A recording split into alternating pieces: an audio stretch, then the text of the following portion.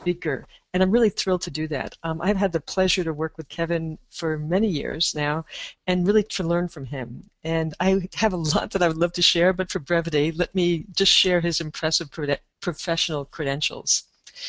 Kevin is the Director of Assessment and Research at the Whitney Academy in East Freetown, Massachusetts. He has over 30 years of clinical experience with children, adolescents, and their families, working extensively with physically and sexually aggressive youth. Over the past 15 years, his primary focus has been on issues of trauma and attachment difficulties, especially with regards to the neurological impact of trauma on behavior problems. Mr. Creedon trains and consults nationally and internationally to school systems, youth services, and mental health agencies.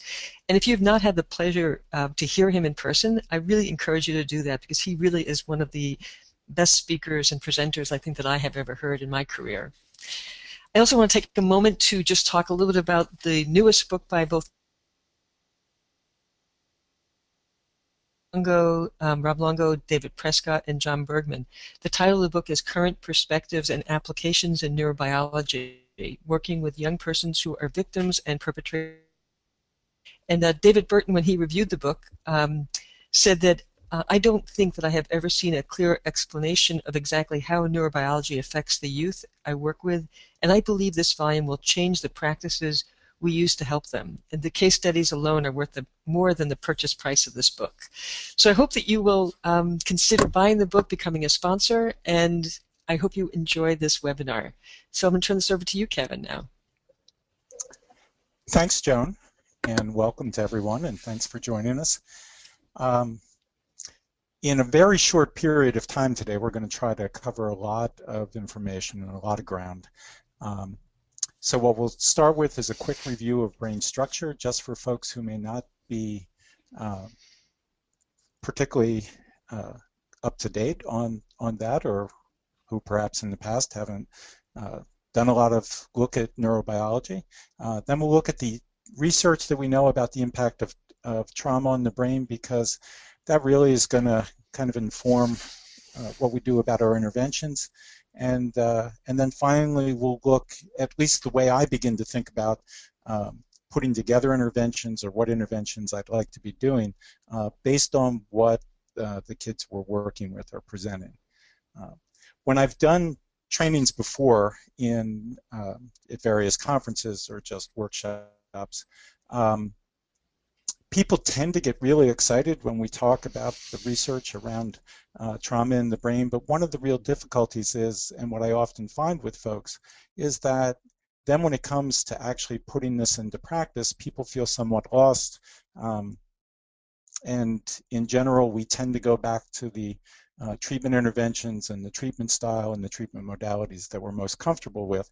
And if you haven't been trained in more movement-based or sensory-based types of treatment interventions, which we'll talk about, the tendency is to get excited about the research but not actually put it into practice. So hopefully we can ease people's kind of fears and qualms a little bit today, and make this accessible to folks. So the first thing we want to do is just take a look at basic brain structure. So here's a picture of your brain. Yes? You would just have to accept the show your screen. We don't see your slides. I'm sorry about that. That's okay.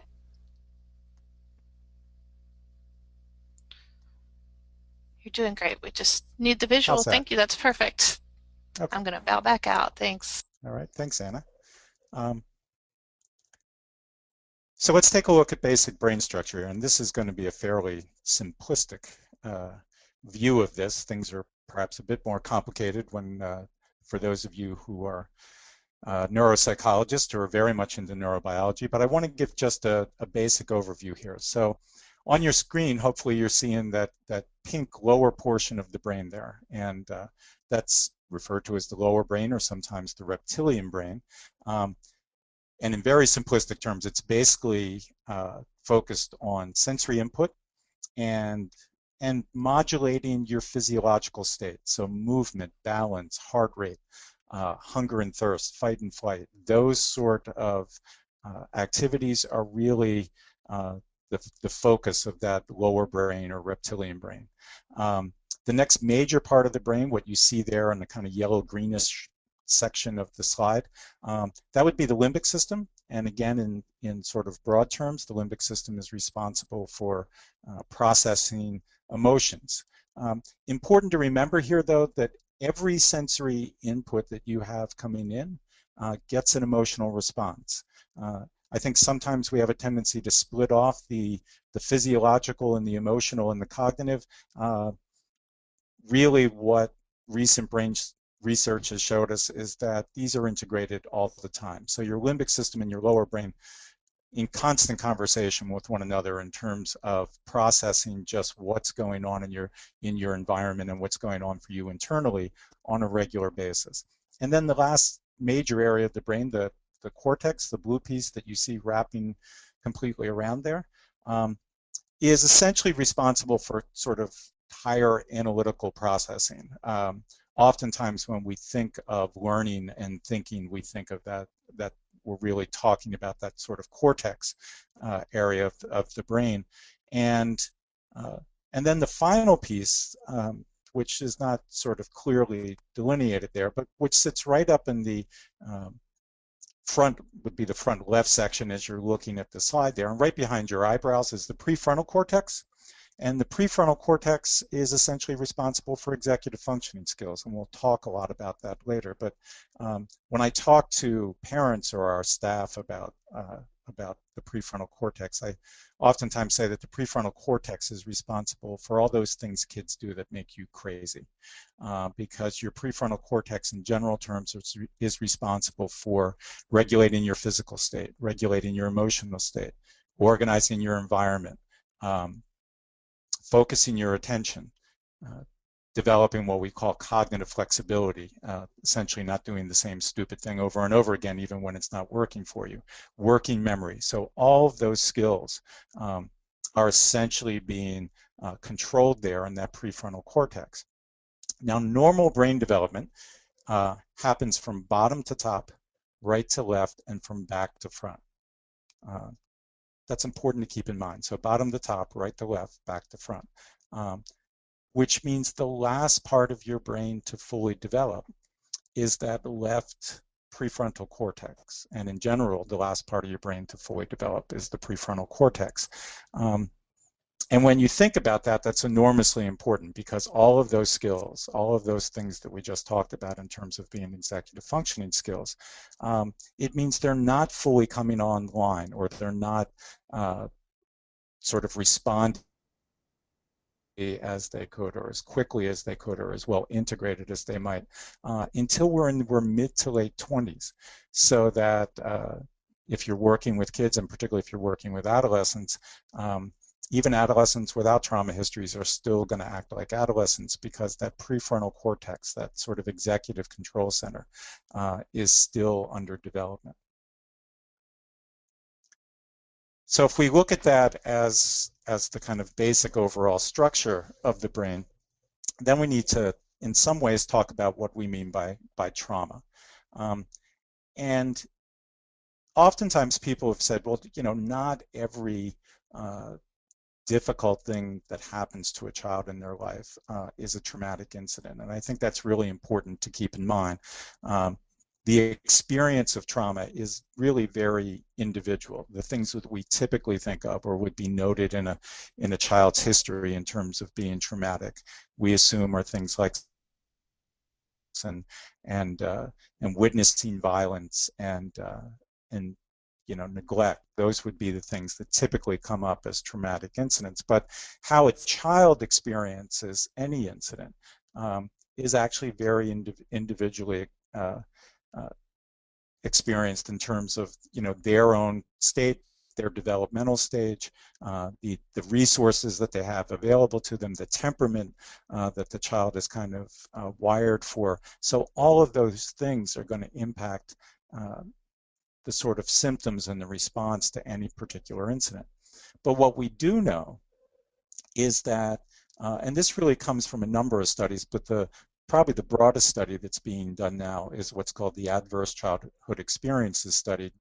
And it's a longitudinal study being done by folks at the CDC.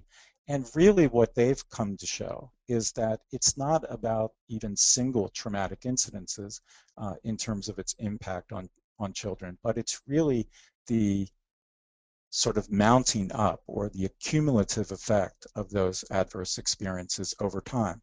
And some of those things are the ones we've talked about, sexual abuse and physical abuse, but other adverse experiences can be living in poverty, going through the divorce of your parents, having a significant medical problem early on in your childhood or during your childhood that keeps you out of your peer interaction. So a number of things that oftentimes we don't put in the trauma category can still, when they begin to sort of stack up on one another, end up having the same neurodevelopmental and developmental impacts that what we typically think of, or what oftentimes are called the big T traumas in your life, that they will have. So it's important to recognize, and especially when you're doing work with kids, to go through the history enough to know where all those difficulties might arise, particularly in terms of kids' development, because those are oftentimes going to point you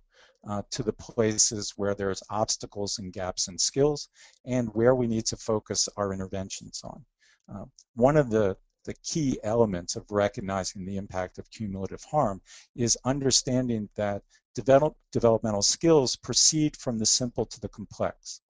And so that early developmental tasks provide those critical skills and traits that are the foundation for the later, more complicated skills that we have to show.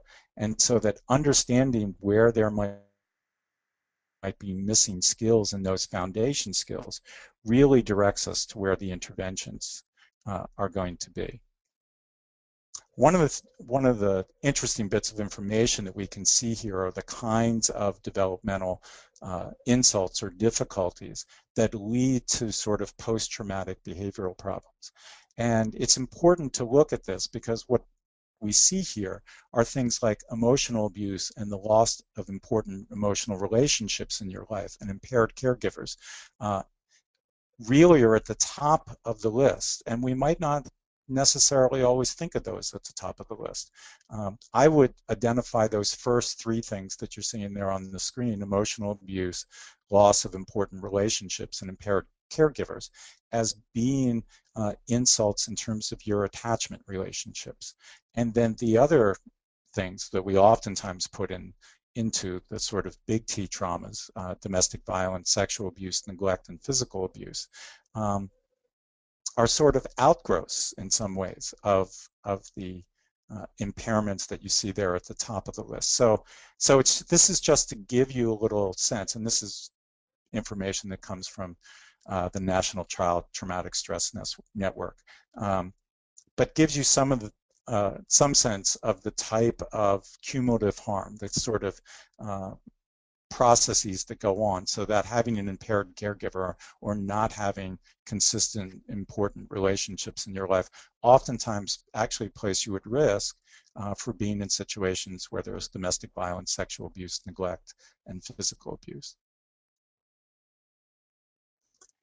If now we look at the research that really started about 10 years ago, 10, 12 years ago, and it comes from people like Marty Teicher and Michael DeBellis, and a whole range of folks now have begun to look at this. And what they looked at was how trauma really impacted not only functional development in your brain, but actual structural development in your brain. And this research goes on a consistent basis. There's really new research, almost every month as new journals are published. But I wanted to highlight these four areas because these seem to be the pieces that have most consistently come through as each bit of research has developed. And so we're pretty confident that these are aspects of neurodevelopment that are specifically impacted by those early trauma experiences of children. And the ones that we have here: increased limbic irritability, decreased left hemisphere development, decreased left-right hemisphere integration, and limited activation of the cerebellar vermis and self-regulation. Now, one of the reasons actually for doing this webinar is if I gave you that list of 4 things and then said, okay, that's what the research tells you, go out and develop interventions for those. The intervention that you might do for any one of those is not immediately obvious. So let's begin to kind of unpack these 4 aspects a little bit and see where they might lead us in terms of thinking about interventions. The first part I want to do, though, is begin to unpack them in terms of the area of the brain being affected. So we looked at that increased limbic irritability, okay? When we're looking at that, we're really looking at focusing on a part of your brain that you see here listed as the amygdala, okay? And the amygdala is that little P-shaped thing at the front part of your brain that sits inside your limbic system. And as it says here, it's responsible for anxiety, fear, and emotions. When Teicher was looking at sort of PET scans and functional MRIs and comparing youth with experiences of abuse and neglect against youth who had no experiences of abuse and neglect, what he saw was this huge level of electrical activity coming out of the amygdala. And at first, there was actual thought that what he might be looking at were things like temporal lobe epilepsy. But really what we're looking at is this increased arousal state. And I think it's important to note here that your brain is built to give priority to 2 bits of information in the environment above all others. There's 2 bits of information that sort of get fast-tracked in terms of processing in your brain. And the 2 that are at the top of the list are the processing of threat cues and the processing of sexual cues. And that's very evolutionary in nature. The reason why threat cues get kind of top billing is because if you're not paying attention to threat cues, you die. And the reason why sex cues get top billing is because if you're not paying attention to sex cues, then you don't procreate and then you die. So that this becomes a significant, factor in terms of understanding what's going on for these kids, because we see this huge level of limbic irritability and therefore a huge push in terms of the amygdala in terms of responding to that. Next, you have your hippocampus, which is crucial to memory and learning facts. One of the things we have found is that with that increase in the amygdala response, one of the responses that can happen in your brain is that the hippocampus actually begins to atrophy. Since it's crucial to memory and learning facts, it's not surprising that many of our kids oftentimes have difficulties in school. We're going to talk about the cortex development. That left hemisphere development is up in your cortex. And then the cerebellum, which is the seat of motor control, also has a huge number of stress receptors in it. And that is going to lead us into lowering that limbic response through things like movement, balance, and more sensory integrated responses. Kevin, I just want to you had asked me to remind you when you're about halfway through, so we could extend your time, but I want to let you know, give you just a quick time check there. Okay, thank you. Okay, sure. Yep.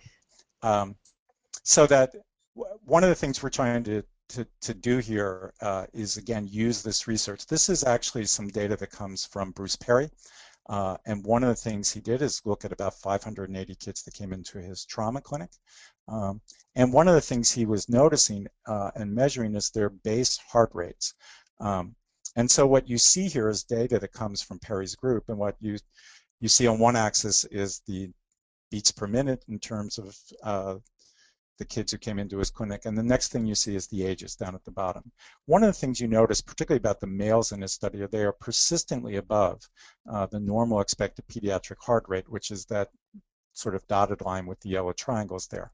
That normal expected pediatric heart rate and that change, we oftentimes talk about these kids as being impulsive or going from 0 to 60 in a snap. One of the things this is telling us is that these kids aren't going from 0 to 60 because they're not starting their day at 0. And from an intervention point of view, what this begins to suggest to us is that lowering that heart rate, bringing those kids back down to a place where they can be easily regulated, actually is enormously important if we want to give them the time before they get overwhelmed to make better decisions, make different decisions than they're currently making. The other thing you notice here, and it shows up as the females on those sort of squares at the bottom, you notice that the other response to being having that persistent experience of stress is not only this externalizing behavior, which you see in the males, but also dissociative behavior, which is really what's showing up there in the females. And this is not, Perry wouldn't argue that only males externalize or females dissociate, but he would suggest that your body has two specific experiences or specific responses to experiencing stress, and that is that externalization response or dissociating. And both of those are in the service of trying to help you control and modulate those external responses.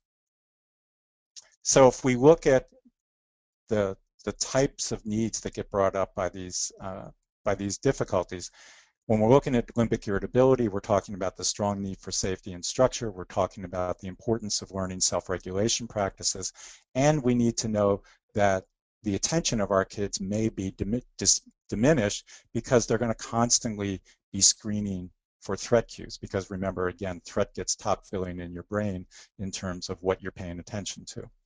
In terms of that deficient left hemisphere development, we're going to find that kids have a hard time learning from emotionally charged experiences, and they often have intense emotions without being able to label them. And that deficient left-right hemisphere integration means that kids are going to have difficulty in terms of their ability to effectively integrate information and analyze information. And then finally, the abnormal activity in the cerebellar vermis is going to suggest to us that movement-based or kinesthetically based interventions are going to be useful when we begin to think about self-regulation. Really important in terms of understanding this process, and I'll actually go back a second to the left hemisphere development. Important to recognize that in your left hemisphere is where language processing tends to happen. And the reason, as we begin to talk about interventions, that we're not going to sort of totally rely on language-based interventions is because what the research is telling us is that language skills may be one of the biggest areas impacted in terms of our kids' trauma experiences. And one of the real difficulties we've had in the past is that as clinicians trained in talking therapies, we oftentimes focus on speech and language-based interventions as our primary treatment modalities, when in fact many of the folks we work with, including their families, may be much better visual learners and kinesthetically based learners than they are verbal learners. So let's go back here in terms of, and then the final part we need to look at, and it really talks about those cumulative trauma pieces that we put in the beginning, is that as we found out more about how trauma impacts brain functioning, a lot of the research has pointed us to the fact that kids with poor early attachment relationships literally have less integration and fewer neural connections between that prefrontal cortex and their limbic system. And therefore the response, the impact of that means that their capacity for emotional regulation, their ability to respond to social cues, and their capacity to evaluate meaning in terms of social meaning gets greatly limited. And therefore, the two major areas we want to talk about are really sort of looking at how we focus on attachment issues and how we focus on self-regulation issues. From that prefrontal cortex point of view, self-control and self-regulation are really built up from these skills. I put this out there not because we really have time to go into the entire aspects of executive functioning, but more because I wanted people to see all those different skills that are actually engaged in the executive functioning process. And so these all then, if those four things at the bottom of your screen, the perception, emotion, cognition, and action, as you look at those skills, those all become targets for potential interventions. Therefore, if we're looking to increase your capacity to self-regulate from that prefrontal cortex point of view, the two pieces that we really want to initiate at first are increasing the awareness of your internal cues. So for example, the interventions would look at things like body mapping and biofeedback types of interventions. So we want to make you aware of and be able to name those internal cues at first, and then we want to teach specific skills in terms of targeting things like your attention through yoga, tai chi. Brainwise is a sort of cognitive curriculum that can be used for helping kids make better behavioral decisions. Lumosity is software that can be used for sort of targeting attention and problem-solving skills. So there's a wide range of ways to begin to tap into those executive skills area. And then if we look for interventions for executive functioning difficulties that are externally driven, you can see the list of things here, and we'll actually talk about those more as we go along. Two things to keep in mind: the way you change the kind of damage, the neurological damage that is done to kids, is either through the direct stimulation of a specific brain area or skill area, or you're looking for changes in the environmental experiences that the child has. If you're doing direct interventions, you're looking at specific skill training like biofeedback, like neurofeedback.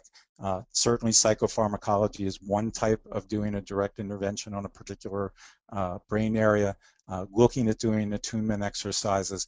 But the important aspect of doing direct interventions is this: neurons develop by persistent stimulation of those neurons. So not only do you need to teach the skill, but you need to have systemically and both in your practice the specific and repeated training of those skills if it's really going to make an impact.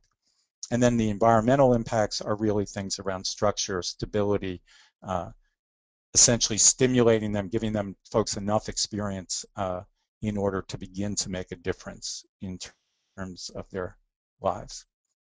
Patricia Critton really talked about, and this really directs a lot of our interventions, that the way to transform behavior is to start kind of from the bottom up, because that's how it starts developmentally. So that we're looking for sensory stimulation, the experience of something. It is the repeated experience of things that really leads to those experiences then getting transformed into information, something about the way we know our lives, and then that information becomes a dispositional representation, or what oftentimes gets referred to in attachment as an internal working model. And it is really from that that we begin to actually change the enacted behavior. So again, this is just a way of talking about the need to think about interventions from a developmental point of view as you begin to build an intervention program. I would argue that the three things we're trying to work on, or the three ways we've divided these up, is through looking at things that provide structure, things that provide for self-regulation, and ways to develop attachments with kids. By and large, for the kids that we see, we sort of primarily work with bottom-up interventions first, and then eventually move to top-down interventions, again, because that's typically the way development happens. So when you begin to think about what should I do first, what I would say is be guided by developmental processes. Consider bottom-up before top-down. Consider environmental and then specific, and then remember that you're going to have to persistently do these things. Developmental just simply means targeting those things that are early in normal development. And basically, so you're looking at how do you provide safety, how do you work on attunement, basically mirroring and attachment skills, then self-regulation, then motor skills, social skills, cognitive skills, and moral development. So you're really starting from bottom to top here. And then a sort of wonderful resource guide for folks is something that the Australian government put out in terms of a child development and trauma guide. You can get that online from SACASA for those of you who have forgotten kind of what actual normal development looks like at different stages of kids. It can really be a wonderful way to begin to think about where you target your interventions at. And this just gives you, again, a kind of simple way of thinking about starting with the sensory, moving towards the motor, and then doing the kind of higher cognition interventions, and those are the ones we tend to do typically, I would ask people to begin to back up their process a little bit in terms of that. So if we're looking at doing bottom-up or sensory-based interventions, what we're talking about is really kind of understanding and using all the senses. So as it says here, sight, sound, taste, smell, and touch, those become the places that we want to make interventions at. So what's the lighting in the room? What are the sounds or the smells that you want to bring in, such as music or lavender or other things that might, just through the environment, without having to sort of consciously focus on them, begin to change the way that the lower brain is responding to the sensory input in the environment. And again, allowing people to use those to kind of set the foundation and set the stage for learning further skills. Then again, we're moving from the sensory to the body base, so looking at interventions that provide deep pressure in terms of massage or weighted blankets or other use of touch. Movement-based. Again, what happens with your infant when they get sort of nudgy or overwhelmed? We use things like walking and rocking types of interventions with them to calm them down and soothe them. And then particularly for kids with more aggressive behaviors or kids with more impulsive behaviors, it's important to look at sort of activating the large muscle groups. So doing things like regular exercise, again, sort of movement-based things like yoga and Tai Chi, but also sort of progressive muscle relaxation and other ways that engage the proprioceptive pieces. Again, and remember we talked about in the beginning, brain development happens from bottom to top, from right to left, and from back to front. So if we're working developmentally at the next stage of interventions, we need to understand what activates the right hemisphere. So the use of rhyme and rhythm and music and conveying information, keeping your language as simple as possible, and then when you're using language, making sure that, and engaging the kids and putting, say, the take-home messages from group that day or the important things I want you to remember into a rhyme, into a rap, into some sort of rhythm so that it's easily remembered. The engagement of use of movement and art and music to begin to identify and convey emotion. So oftentimes with kids, as opposed to telling me how you feel, I want them to do a movement or identify a sound that kind of really brings out for them what they're feeling at a particular time before we start labeling that emotion with a particular word. And then a way to begin to integrate the sort of cortex information with that lower brain information is through the use of role play and psychodrama for education or challenging and examining cognitive assumptions. And those sort of pieces begin to happen later on in the treatment once you've gotten kids to the point where they can actually kind of focus and regulate their immediate responses to the cues in the environment. And then finally, the top-down approaches are, again, the more typical things we do in therapy: examining cognitive assumptions, setting realistic goals, actually beginning to process the traumatic event. But I would argue that instead of rushing to process the traumatic events first, what we're really doing is providing that containment and safety for kids by working on the structure, the self-regulation, the attachment first, before we get to the stage of trauma treatment that allows for the actual breaking down, understanding of the traumatic events, and developing a new narrative in terms of how we experience them ourselves. So that is a real quick overview in terms of how I begin to think about doing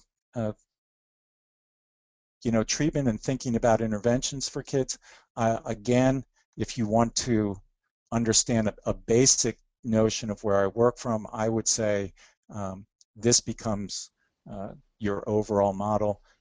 Think about how you put in place structure. Think about how you begin to regularly help kids modulate and regulate their emotional responses, both internal and external, and also their physiological responses. And then how do you begin to focus on the basic skills needed for attachment relationships, and that starts with attunement. So at that point, Joan? Great. Thank you so much, Kevin. That's fabulous. I'm blown away by how you've been able to capture just so much in so little time. So thank you. I really appreciate that. And what I wanted to do is just again open this up right now to everybody's questions. I know that a couple questions have already come through, and but I guess I'm wondering, Kevin, just as you've gone through here, just maybe just to get us started, and I think there's great questions coming through, so I will ask some of those as well. But just, I think you've talked a lot about interventions from what can individual treatment providers do in terms of engaging kids and families, and I'm wondering if you can maybe just talk a little bit about how do you begin to also convince the environments that the kids might be in, the schools, the clinics or residential programs, to also to take on sort of the model that you're explaining here. That would be fabulous. Yeah, Joan, and I think that's that again is sometimes the hardest thing that people have to do, both with kids and families, and also in the consultation work I've done with schools, or even here at Whitney when we're trying to get staff buy-in to this treatment approach. I've always found that the first thing really starts with education, so that every kid who comes into our program and every family that I work with and all the staff as they go through orientation, the first thing we do is teach them about their brains. I mean, basically with the kids, it becomes sort of here's your brain and here's your brain on trauma, and these are the things we're trying to impact. And then using things like very simple biofeedback, just learning how to take your heart rate, or playing a biofeedback video game so you can see your how your heart is beating and how you're reacting. Helping kids make the connection between this goes on with your body, this generates a physiological response, and this generates a feeling, and helping them make that connection means that we get more buy-in when we actually give them, say, let's do a yoga exercise, or let's do some sort of deep breathing exercise, or let's rock back and forth, as opposed to kids just going, this is dumb and boring and stupid. They actually understand why we're asking them to do that. And then we might take your pulse before you do the exercise and take your pulse afterwards, and then you can see that it's actually made a difference in how your body's responding. And I find in some ways I do the same things with teachers in schools, or larger systems. We try to give them education first, and then make the connection between the exercises that we're doing and what we're going to see physiologically or behaviorally in kids as they begin to respond to those interventions. Great, thank you. I think that someone had asked, which I think you sort of addressed as well here, is that when if the students continue to work in the same environment outside of treatment, what would be the impact of that? And I think you've addressed that pretty well by saying that if it's integrated, that obviously will have a big, more importantly, it just have a better impact on the kid that you're working with. Yeah, I think it is really important there, because we know that the only way to really sort of change or rewire or make up functionally for some of the neurological damage that gets done to kids by trauma in their early childhood is through the persistent stimulation of neural pathways. And that means that doing it for an hour a week just in your office is probably not going to be sufficient to make the kind of changes that we want to make. And so it really is important in doing this work to begin working systemically, to talk to the school where the kid is at, so that they're doing some of the same things or addressing some of the same issues that you're addressing. And you sell that to them by the fact that we know if the kid can self-regulate better, if they feel safer in their environment, if they feel connected to their school, they in fact learn better. So it's not just, oh, do this because it makes my therapy easier. You actually are sort of suggesting that they do this is because the child will learn better, there'll be less of a behavior problem in school. So you really want to paint for them what the benefits are for them. And the same is true for families. You want kids to be doing this stuff at home, and ideally you want them to be doing it with their families, with their parents. But if you're expecting them to do that, then you need to have the families and the parents be part of the therapy, and you need to be regularly practicing these in your office so that the family gets used to it and they see the benefit of it. That's great. Thank you. Kevin, some people we're getting some great questions here, and I just want to say I'm not sure we'll be able to get to all of them, but so I'll just try to pick a few. But one person asked if you can give maybe an example of an attunement exercise that could be used in a group as a first step to introduce sort of a brain-based focus. Sure. Actually, one of the easiest ones that we do in group, it could be something like drumming. Drumming's an attunement exercise. So if I were in a group, if I have drums, that's fine. We actually, I have a sort of little set of portable drums that I oftentimes bring to group with me. But you can use a table, and you can do something like just start a beat, a simple beat. That then has to pass from, say, the therapist to the next person around the table, and then the next, and it comes all the way back around, and then I'll change it when it gets back to me, and then it goes around the table again. And again, the idea here is that people have to both focus on what's going on with someone else and also mirror that sensory input that's coming in. Three-legged races is a great attunement exercise. Jumping rope is a great attunement exercise. Any sort of mirroring, just having one person be the leader, one person be the follower, and have the task be keep eye contact and mimic what the person in front of you is doing. And if you think about it, and again, think developmentally about this, a lot of the interactions that you see parents, or if you're a parent yourself, that you have with your infants is about that process of mirroring and mimicking that goes on, so that people are at the same emotional state and engaging in similar types of physical activity and facial expressions, all those things that go on. And if you want to go back to perhaps, one attunement exercise that probably everyone did at some portion of their life. Patty cake is an attunement exercise. If you watch mothers and infants play patty cake together. So I always think about when we do the drumming exercise, that's essentially what we're replicating, is that we're replicating what patty cake would look like for a group of 6 adolescent boys. Great. And a couple of people have been asking questions alongside the age, and like, for example, one question is, how young do you think this kind of work can be done with children, and how old can kids be for this to really be beneficial? And someone else asked about pre-verbal trauma and how this impacts that. So I think that just if you can maybe speak a little bit to the younger end of the spectrum of how this can be used, how effectively, what age groups?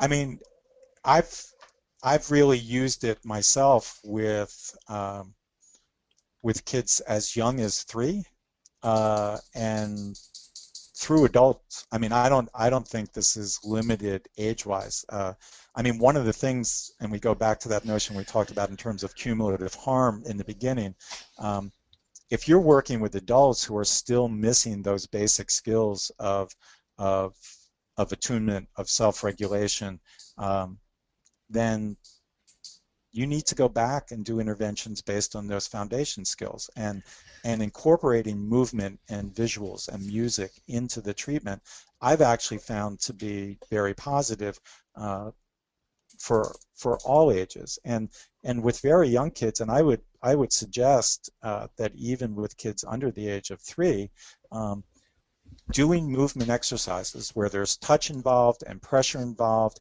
to help them learn how to regulate, putting those kids on top of those big exercise balls and letting them rock back and forth,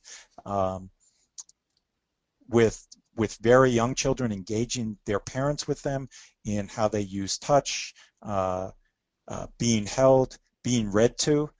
One of the great kind of attachment exercises, and I actually do it with up through adolescence, is having parents come in with their kids, literally sit next to each other on the couch, or if you have a very young child, they might sit in the parent's lap and just reading simple books to them. I mean, I've got 16-year-olds sometimes reading Goodnight Moon to really, for 5 minutes of the therapy session, because you're going back and really reconnecting with folks. Really dysfunctional families tend to either be totally enveloped with one another, so there's no sense of difference between everybody, or they're very disengaged. And so you want opportunities in the session where people are physically engaged with each other in positive, adaptive, developmental ways. So you go back and replay those experiences and stimulate those pathways from a neurological point of view. Right. One person asked about why does emotional abuse seem to have a greater impact than other forms of abuse? What have you had any thoughts about that? Yeah, I would suggest, and as I said when that slide came up, I would look at the top 3 or 4 that were in that slide group and look at those as real insults to attachment. We talked about the fact that human beings are biologically wired to avoid threat, and that amygdala response was built on that avoidance of threat. The other thing human beings are biologically wired to do is form attachment relationships, and you're not forming attachment relationships primarily to have a warm, fuzzy relationship with your mom, although that's really nice. But the reason why human beings are biologically wired to form attachments is because if they don't, they die. If you're an infant and you can't find a way to engage an adult to take care of your needs, you don't survive. So that the primary goal of attachment is safety. And then the secondary goal of attachment is what we typically think of as kind of attachment behaviors, which are more the affiliation or social aspects of it. But the real primary purpose of attachment is to develop an environment of safety. And I think that that emotional abuse, that disconnection, essentially that inability of the parent to be attuned to their child, really gives the message to infants. And Ed Tronick has done sort of wonderful research in this, but it really gives the message to the infant that something's wrong here, that they're not safe, and that stress really begins to impact their entire capacity to both take in information and to regulate their own physiological state. And so that's why I think it's kind of right there at the top. Right. That's great. And a couple of people have asked about sort of resources, and so one specifically said, where might the Perry research be accessed? And also, what are some other just written materials that you would recommend if people wanted to delve in deeper into this issue? Yeah, I would. The Perry material. He has a wonderful website. If you go to if you Google up Child Trauma Academy, it will actually give you access to a lot of Bruce Perry's research, both his earlier stuff and some of his more recent treatment-based stuff. Again, I think the SACASA website that we put up there earlier is a great resource. If you want just a kind of basic information in terms of what normal development looks like and the impact of trauma on that, there's a wonderful book by Steen and Kendall, and it's got some catchy title like the childhood neurodevelopment and its difficulties or something like that. But if you Google Steen and Kendall, you'll get that. And of course, I would actually say that the book we just edited actually and hopefully is a wonderful resource for folks because it looks at a number of ways of doing this. The chapters in the book go everywhere from Pat Ogden talking about body-based types of intervention, the GMAP program over in England, looking at their use of different self-regulation tools and how they've integrated into their program. Jerry Yeager has a great chapter about looking at the milieu of residential settings and how they can be informed by neuro research. Rob Longo has chapters in terms of how you do direct stimulation through things like neurofeedback. So there's a whole range. We have a great chapter by Marcia Reardon that talks about sensory-based OT interventions and how to use those in terms of dealing with trauma. So it really offers that book offers a wide range of information in terms of all kinds of different ways that you can begin to approach it. Great. Forgive me for the little plug there. I was actually going to say thank you for the plug. So, so I think that's great. And we'll also just some of these things just let people know that because we do have a newsletter that we will be putting out. So we'll try to have some of these resources that Kevin mentioned listed in the newsletter as well, and so you'll be able to find those if you're not as Google savvy as other people. I think we have again a lot of great questions. I'm having a hard time even picking through them, but here's one just like what are some of the specific recommendations that you would make to residential programs about what their milieu would look like and feel like, etc. So, and I think you could translate to not just residential programs, but almost any place where the ideal kinds of environments where kids could live and play. Yeah, I think there's a couple of things that really come to mind. Oftentimes, when kids are in residential settings and they're struggling, the residential setting, and this is one of the best things about residential settings, is they have a consistent structure and they have a consistent schedule. The flip side of that is we can sometimes get more rigid than we need to be in terms of following the schedule. And then when kids struggle at different times, and speaking to folks from residential, and certainly we know here that some of those most difficult times are during the transition. So as kids go from the sort of residential area to the school area, from high-level activities like a recess or a lunch activity back to classroom time, from the change between the first shift and the second shift, from the time directly after dinner to evening activities, and then again at the end of the night from evening activities to sort of calming down and getting ready for bed. All of those tend to be really difficult times. So one of the suggestions I would have is for the residential programs to specifically structure into those times, and I would really say put it in your schedule, because one of the things we've discovered here is that when we first started this and we suggested different activities to residential folks or educational folks, it wasn't that people were resistant to them, but after doing them for a little while, they quickly got crowded out by other tasks that need to be done in the residential setting.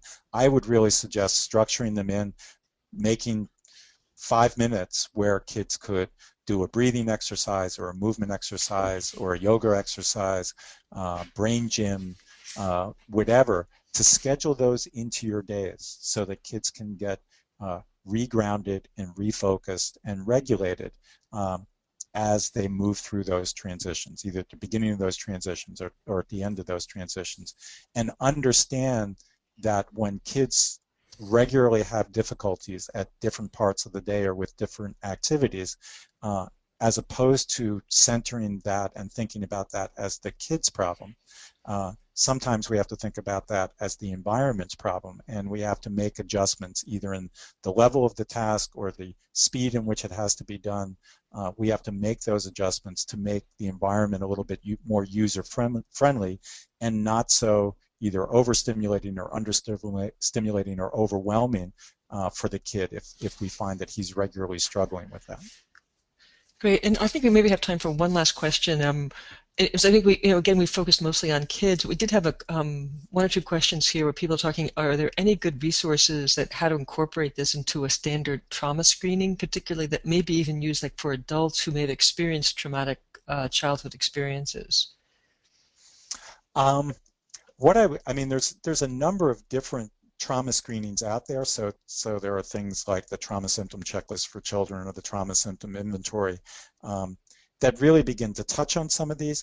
In terms of doing evaluations, the things that certainly we've incorporated into our assessment here based on the research is we really focus on paying attention to any assessments that look at verbal skills and language-based skills. So we look at receptive expressive language disorders. Because of that lack of left hemisphere development, language skills are oftentimes limited in these kids, and we know that at least 30% of these kids have specific learning difficulties.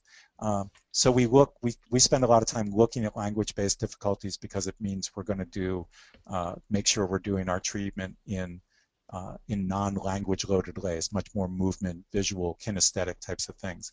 I think you want to always have in your assessment just a brief sensory assessment, and there's again, I wouldn't recommend necessarily one tool over another. If you can make a connection with an OT, and particularly an OT who works with trauma, that is great because they'll tell you about tools that you can use.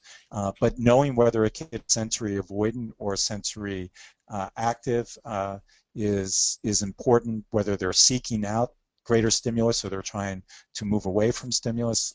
All of that's I would incorporate into trauma assessments. And the last piece is I would incorporate some assessment for executive functioning into trauma assessments. So either something like the brief, which is a test you can use, which is really a rating scale done by parents and or by the individuals themselves, or specific tests like the Wisconsin Card Sorter, the Tower of London, or the Conners Continuous Performance Task, but something that's going to look at executive functioning skills, at least just on a screening level. And then if those skills are lacking, you might then think about maybe this is a kid who needs a much kind of fuller neuropsychological assessment. Great, thank you, Kevin. And just again to remind people that we will be taking some of these resources and that have been mentioned, and we'll put that in our next newsletter. And just to let you know that because you've signed up for the webinar, we'll automatically sign you up for this resource as well, and we hope that you'll find it useful. And it's a way of helping to continue the conversation, the dialogue today.